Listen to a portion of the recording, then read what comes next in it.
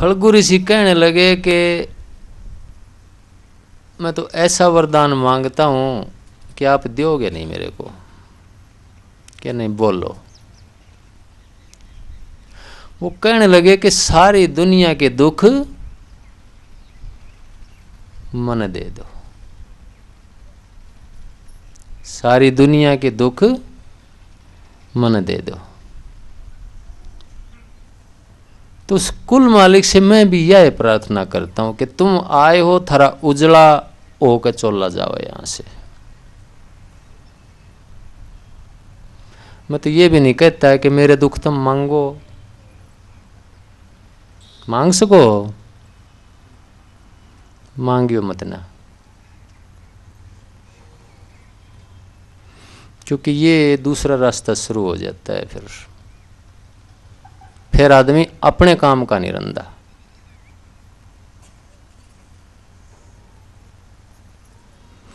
तो मैं आध्यात्मिक रास्ता बताता हूं मेरे सदगुरु का, कि उन्होंने इतने दुख ठाए लोगों के भी। वो कहते थे मैं तो भिवानी के झाड़ियां में आया था, झाड़ आदमी झाड़ वर्गे हैं कि इन झाड़ियों को साफ करने के लिए आया था मैं तो। अच्छी करता था, बाढ़ का भरोटा बांध के लाया एक बार, क्यों आश्रम की बाढ़ करा करते थे, झाड़ियां उनका भरोटा बांध के लाए।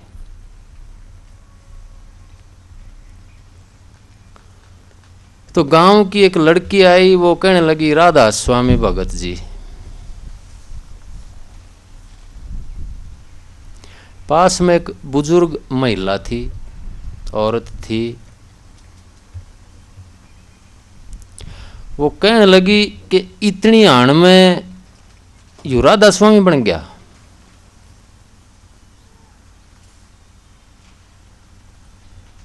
अगर राधा स्वामी होंदा तो बाढ़ नहीं ढोंदा यो।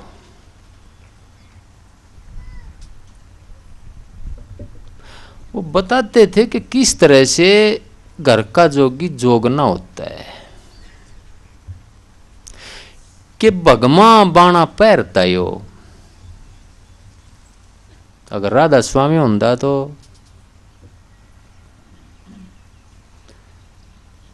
भगमा बाणा पैर कर लोगों पर भीख मांगता घूमता है तो उसकी इज्जत हो जाती है।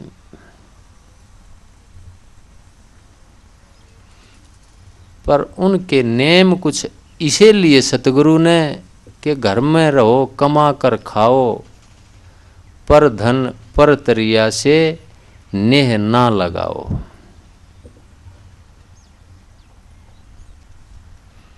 कि कमा करके खाते थे।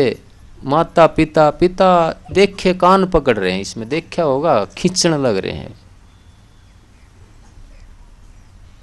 पिट्या करते थे। कि फिर भी ये कहा कि माता पिता सबसे बड़े देवी देवता हैं, उनसे ही मुक्ति होगी हमारी, उनकी सेवा करने से ही।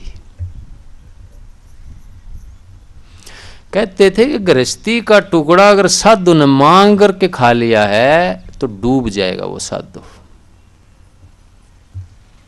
उसको एक रोटी खा ली है गृहस्थी की मांग करके,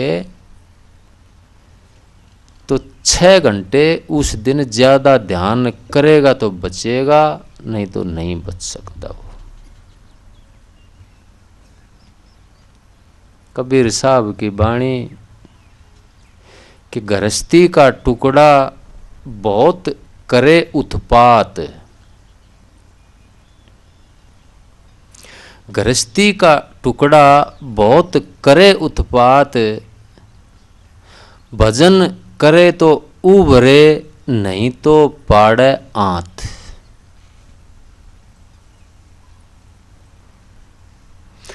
तो वो तो कहीं रिश्तेदारी में जाते थे तो कहते थे पहले मेरे पर काम करवाओ फिर रोटी खाऊंगा, रोटी नहीं खाते थे। तो मैंने एक जगह फिर ये लिखा देख लिया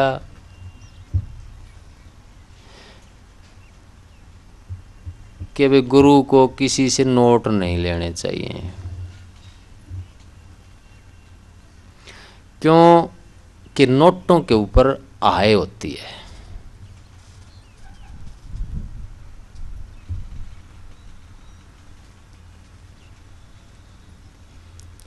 कोई आदमी अपनी जेब से राजी खुशी नोट निकालता है क्या? रो के निकाला है ना, आंसू निकले है ना।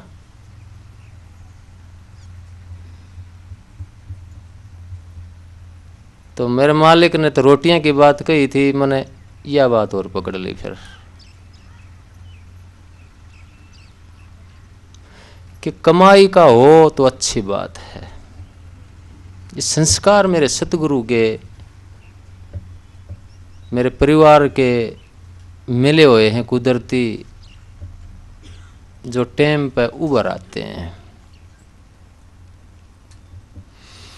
फिर कबीर साहब की बात पढ़ ली।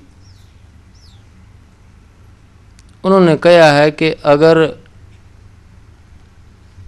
हिंदू होकर के गुरु अपने शिष्य से पैसा लेता है तो गऊ का मांस खाता है। अगर मुसलमान होकर के मुर्शिद अपने मुरीद से पैसा लेता है तो वो सूअर का मांस खाता है।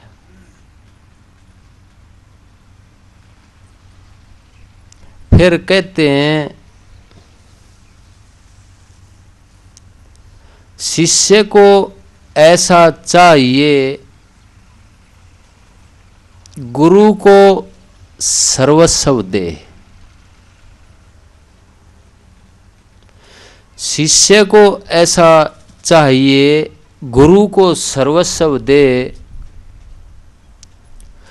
और गुरु को ऐसा चाहिए कि शिष्य से कछु न ले। कि गुरु का भी ये फर्ज बनता है कि वो शिष्य से कुछ नहीं ले। सोचो मेरी बात, अगर कबीर साहब धन इकट्ठा करते तो सारी जिंदगी ताना तनते।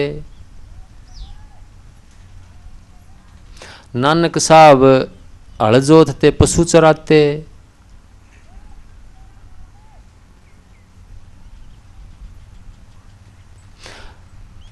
रैदास क्या जुत्थी गांठते।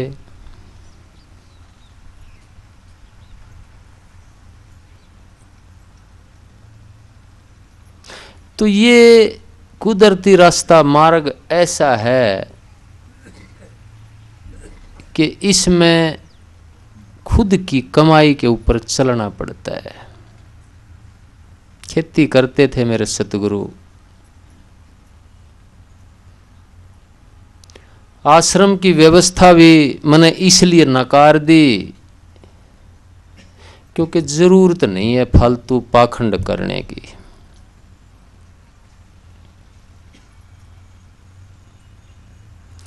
घर अगर आश्रम बन जाए तो वो है मेरी मांग है, वो मेरी प्रार्थना है मालिक से कि सबके घर ही आश्रम बने, सबके दिल ही आश्रम बने। मैंने व्याख्या आश्रम की बदल दी थोड़ी सी, बनाऊं हूँ आश्रम लेकिन घरों को, इस दिल को।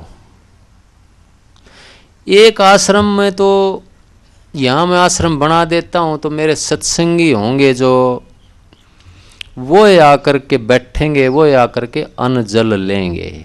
मैं बायस्ड हो गया ना, दूसरों को नहीं जाता वो खाना।